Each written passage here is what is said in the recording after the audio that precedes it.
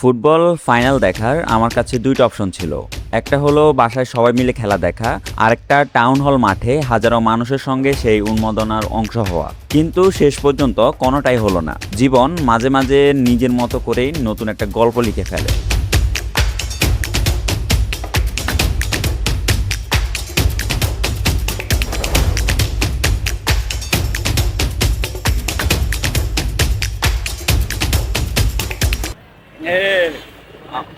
আমরা কি আমরা হচ্ছে ব্রাজিল। এই যে ব্রাজিল।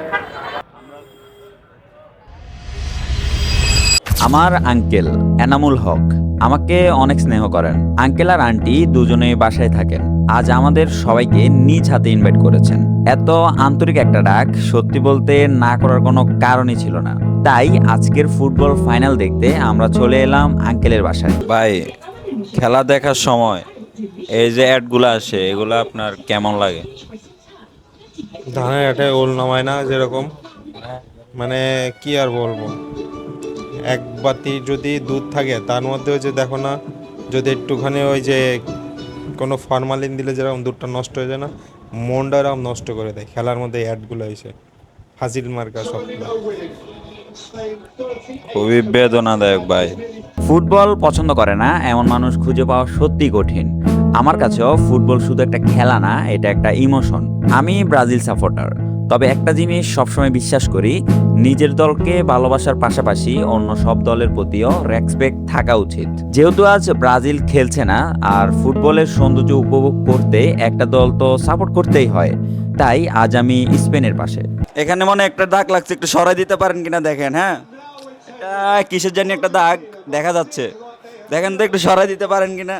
অনুভূতি হচ্ছে আগেরটা তো ক্যান্সেল করছিল, তো আমি হচ্ছে তাদের পক্ষ নিয়ে বলতে চাই এটাও ক্যান্সেল করুক, কারণ যে অবস্থা, কি কস, এটা ক্যান্সেল করুক।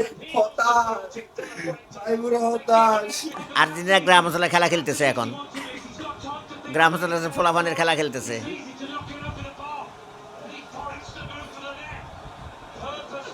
ডিপ্রেশন। দিন শেষে বুঝলাম ফুটবলের আসল সৌন্দর্য শুধু মাঠে না, যাদের সঙ্গে বসে খেলা দেখা যায়, হাসা যায়, চিৎকার করা যায়, সেই মানুষগুলোর মধ্যেই লুকিয়ে থাকে আসল আনন্দ। আজকের দিনটা ছিল এক কথায় অসাধারণ। আর আন্টি যে খাবারগুলো নিজের হাতে রান্না করেছেন, সত্যি বলতে স্বাদের চেয়েও বড় ছিল সেই আন্তরিকতা। সুশীল সমাজে একটা কথা আছে, ধন্যবাদ দিয়ে সম্পর্ককে ছোট করবেন না। তাই ধন্যবাদ বললাম না, শুধু আঙ্কেল আর আন্টির জন্য রইল অনেক অনেক ভালোবাসা, শ্রদ্ধা আর দোয়া।